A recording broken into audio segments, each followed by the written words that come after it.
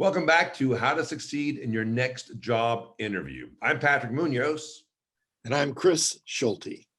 In this video, we'll discuss the idea of there are no negatives. So what do we mean by that? Negatives could be associated with, let's say you've flunked the test many times, or you've taken a work gap for whatever reason, or you've been out of work because, again, for whatever reason, and maybe it's a lengthy amount of time. Or perhaps there's something in your past that seems like it could be, again, a negative. Well, what can you do with that in preparation for the interview? And that is what we've talked about the whole time, is to reframe it, rewrite it, write your own narrative. Chris, talk about that, writing what sounds kind of negative into something positive. Right. Well, with the young doctors that I work with, many of them coming to America, they have to take a series of tests called the USMLEs in order to get their license. And coming from, let's say, coming from India, the tests in India are different than how they're administered here in the United States. And so it takes them a while. They might fail once or twice as they're getting used to these United States tests. Well, it's okay to say that, but then the key thing is, so you say that to explain, but then you say, what did I do in order to succeed? I found out what was wrong, and that might include getting some tutoring, working with a partner, taking more practice tests, but I had a plan of action. And then I followed through on the plan of action and finally succeeded, not only in this test, but in all of the following tests afterwards.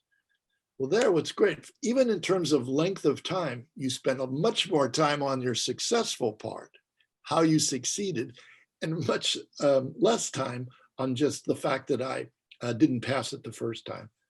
Boom. So just little things like spend time on the positive, on your successes, and what you learned from the whole process. So important. We all have those times when we fail.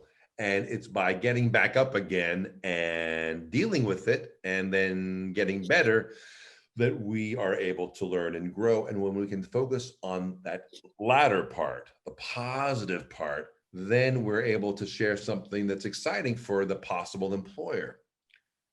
The next idea is word choice. So I had a student I worked with who at a young age lost his father, and in the early part of his life went through a rebellious stage. He got in, with the wrong people and got into trouble with that. And now, many years later, decided he wanted to go into law enforcement.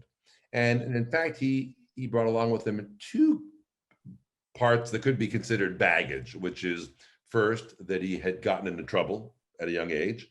Secondly, he was going to become a late start to becoming a law enforcement officer. He wasn't 18 or 21. He was older. He was in his 30s. So how can we take those things that seem as though they could be a negative and turn that into a positive? Word choice. The narrative is important, like really what was it that went on during that time, but the word choice. Instead of saying, I got into trouble a lot, you can say, I went through a period of rebellion. Something as simple as that. And then pivoting to the next part, which is, I learned so much from that. I learned that's not how I wanted to live my life. I also got an appreciation for how people can fall into those areas of difficulty. And as a police officer, as somebody who works in law enforcement, one of my big goals would be to help people come out of that. Work really helping other people move on to be a better version of themselves. So we can take those things that would otherwise seem like, oh, this is a negative, I got into trouble. No, what did we do with that? How do we turn that around?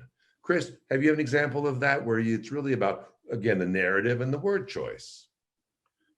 And if you look at the interviewer, let's face it, he or she wants to be hiring someone who is mature, who knows how to deal with obstacles or knows how to deal with something that probably what might not have been that positive. They want a mature person who can make decisions and can grow and all that. So I've had a lot of people who, when coming from India, young doctors coming in, they had to take these tests and they failed them the first time because the American tests are so different. So what we do though is we really stress that part where they made a plan of action, they followed on that plan of action, and they succeeded. So that's the key. As Patrick said, you're telling the truth all the time. It's just how you tell the truth. What is your narrative? And as corny as it may sound, we're going to focus on the positive.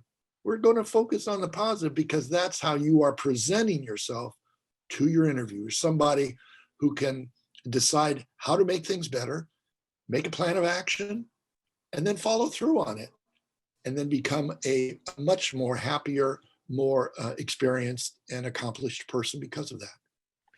And if we end up getting stuck in the negative part, that can affect our whole body language. We can start to be affected in our voice. And so things that were otherwise positive start to take the veer off course. And we start to get a little bit in this more kind of perhaps victim or I messed up kind of way. And that's not what the interview is, because you're taking this job or going for this next position because you've learned from what you've done and you're ready to employ that experience to make a positive impact.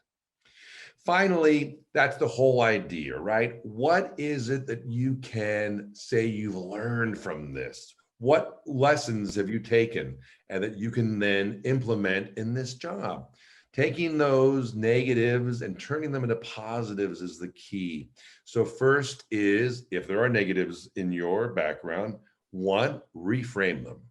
2, focus on word choice.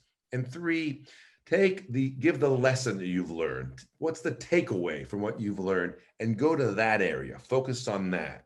We all love to see people who've gotten up from adversity and are doing better and want to do better for themselves. That's the excitement. So make sure you lead with those ideas. We thank you for watching this video. We look back forward to seeing you rather, and we look forward to being back in our next video, and we'll see you there.